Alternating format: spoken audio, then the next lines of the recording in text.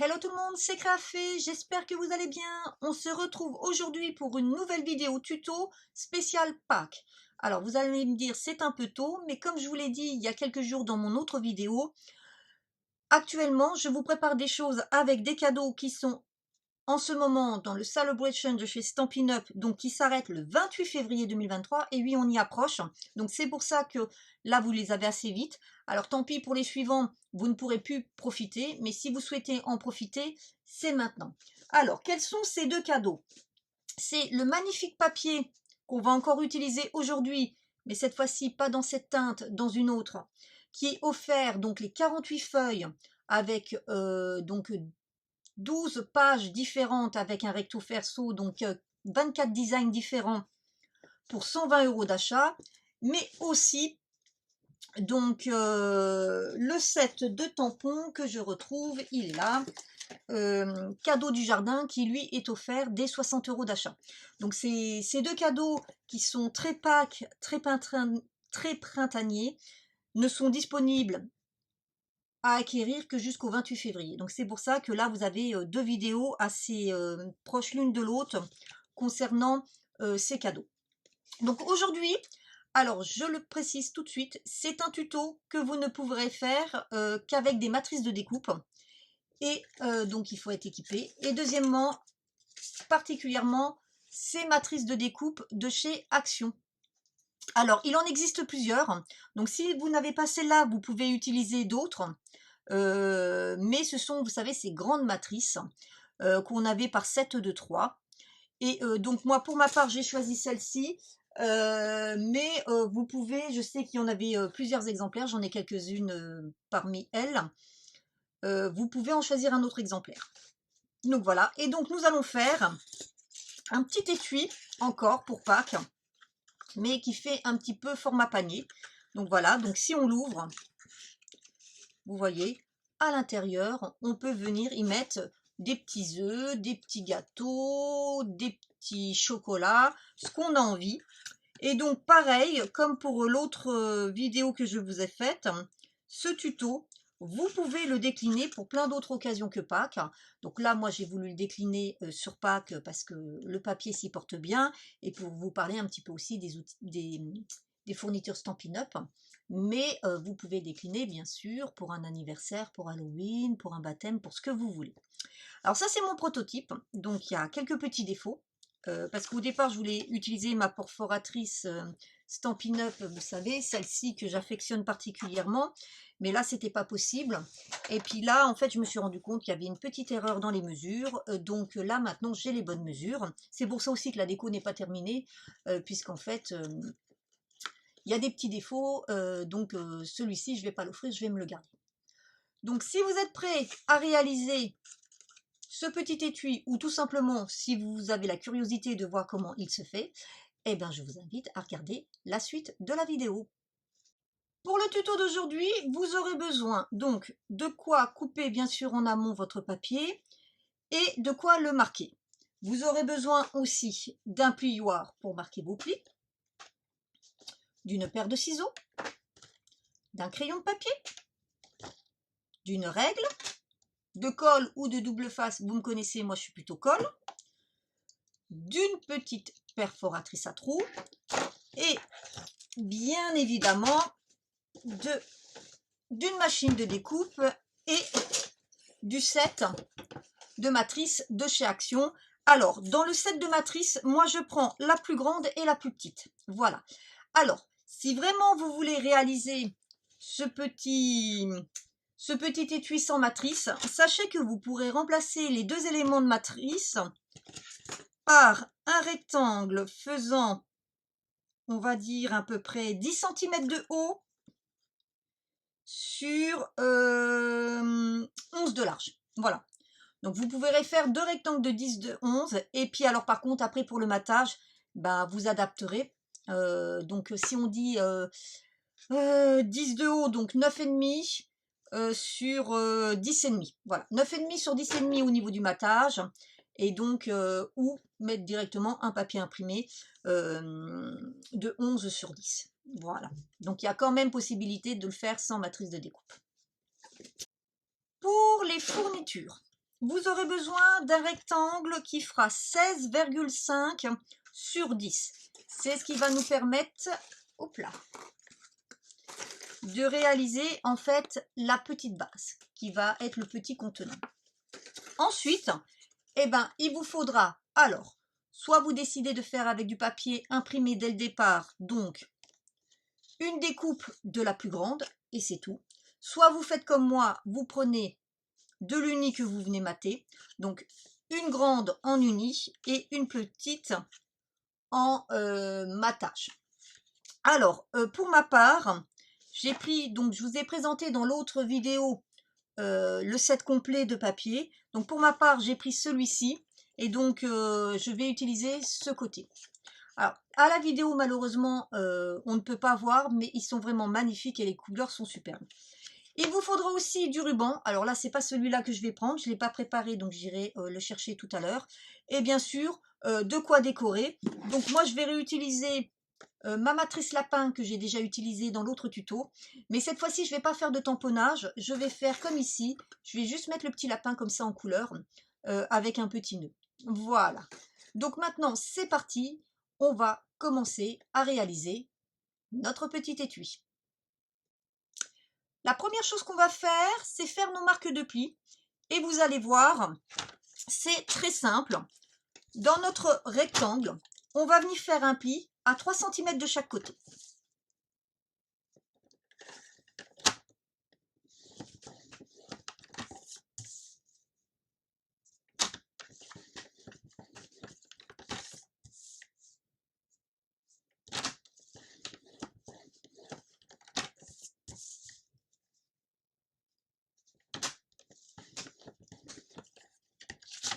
Voilà, c'est tout. Pendant que j'ai mon plioir coupe-papier, je vais en profiter, je vais venir couper en deux mes deux morceaux. Sur ce modèle, j'avais déjà collé mon matage et ensuite je suis venue couper en deux, mais en faisant ça, vous voyez, en bas, je n'ai pas l'entourage comme j'ai en haut. Donc là, je vais procéder différemment. Je vais venir donc couper déjà en deux et ensuite coller pour faire mon matage. Alors ici, j'ai de pointe à pointe, j'ai quelque chose qui fait 21 cm. Donc je vais venir couper à 10,5.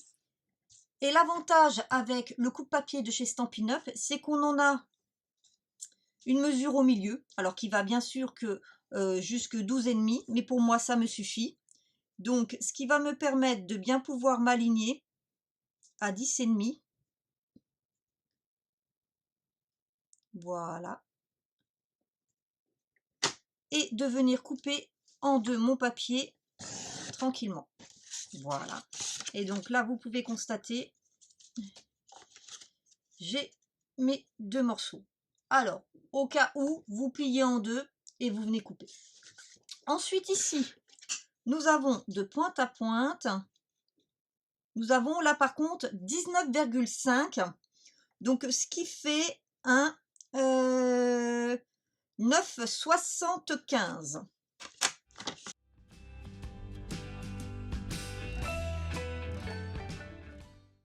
Et voici. Donc là, tous mes morceaux sont coupés. Je peux ranger mon plioir, je n'en ai plus besoin. Je vais m'occuper de maintenant marquer tous mes plis.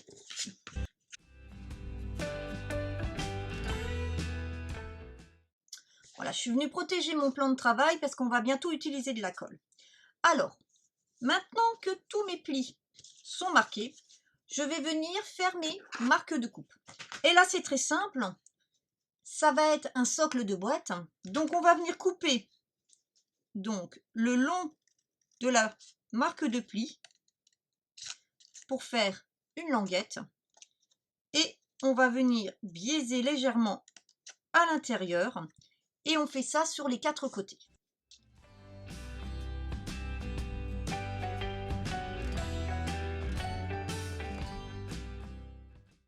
Maintenant que c'est fait, il me reste à procéder à la dernière étape qui est tout le collage. Vous voyez, c'est un tuto très facile, très rapide. Alors, même si vous n'avez pas de machine de découpe, vous pouvez remplacer, comme je vous ai dit, par des rectangles. Mais c'est très simple. Donc, on va venir dans un premier temps monter notre socle de boîte en venant coller nos côtés ensemble.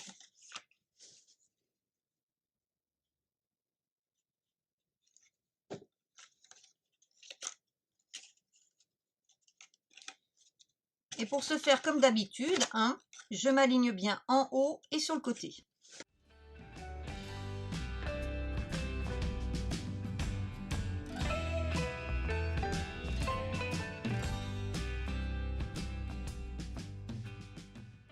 Je laisse bien sécher avant de faire le second côté.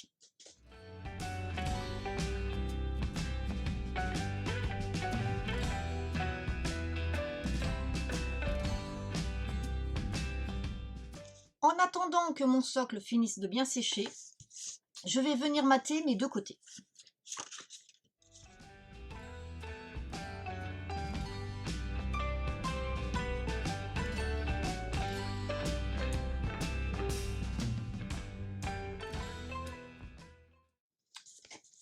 Je laisse tranquillement sécher et ensuite je reviens vers vous pour la dernière étape. Donc maintenant que c'est bien sec, on va venir ici avec son plioir, donner un petit coup comme ça.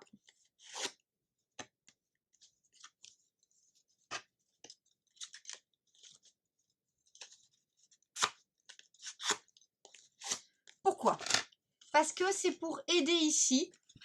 Alors, je ne sais pas si vous allez bien voir, voilà. C'est pour un peu aider ici, pour faire un petit peu que ça bombe. On va venir casser un petit peu les fibres du papier, pour que ici, vous voyez, ça bombe un peu et que ce soit moins rigide.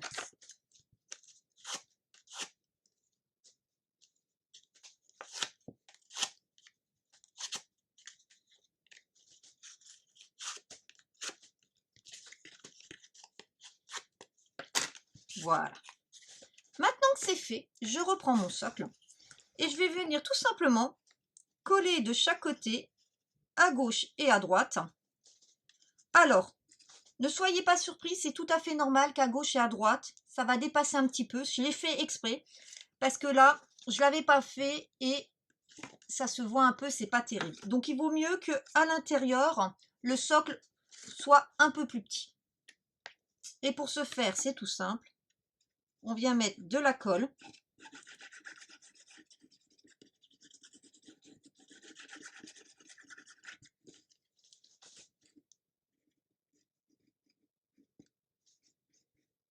On fait en sorte qu'il y en ait bien là sur les côtés.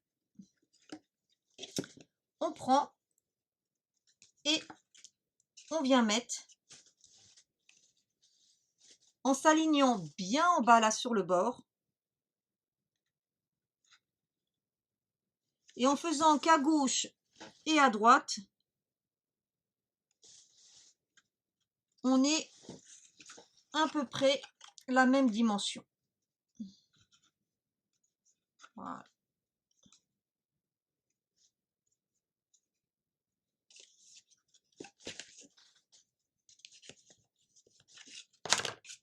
Voyez, comme ceci. Vous voyez, ça dépasse un tout petit peu à gauche et à droite. Et on fait la même chose de l'autre côté.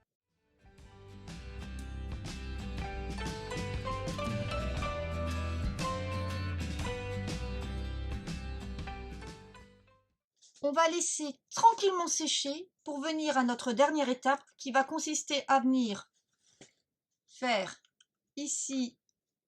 Je vais peut-être baisser un peu l'intensité de la lumière. Vous verrez peut-être un peu mieux. Voilà, on va venir faire nos deux petits trous, mais on va laisser sécher tranquillement. Et vous voyez le fait d'avoir venu ici casser un peu la fibre, ça fait un côté bombé, ce qui est beaucoup plus sympa. Donc je laisse sécher et je reviens vers vous juste après. Maintenant que c'est bien sec, vous voyez, voilà, c'est dommage avec la lumière, vous ne voyez pas très bien. Oh, quelle que soit la lumière que je mets, vous ne voyez pas très bien. Je vais remettre. Voilà. Vous ne voyez pas très bien les couleurs. Je vais essayer. On va venir faire notre petite perforation. Et là, je dirais que il n'y a pas vraiment de règle. Vous faites comme vous voulez. Alors pour ma part, ce que je vais venir faire, c'est que je vais reprendre mes petites pinces. que je vais mettre ici et ici, de manière à ce que quand je vais venir perforer, ça se fasse bien des deux côtés aux bons endroits. Alors, je vais prendre au niveau de la profondeur de ma perforatrice et je vais venir perforer à gauche et à droite en prenant comme repère cette petite bosse. Voilà.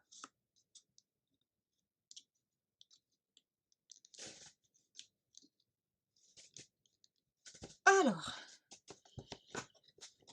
hop là.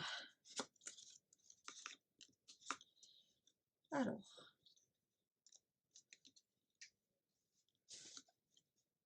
ouh, j'ai du mal. Papier épais. Bon, bah, je vais prendre ma crocodile. Ça ira beaucoup plus vite.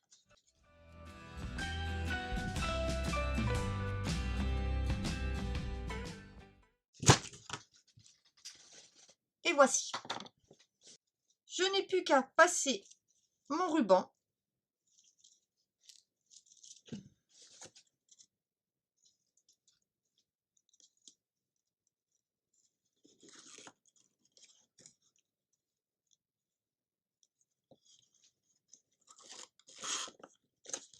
Et de venir faire un joli flot.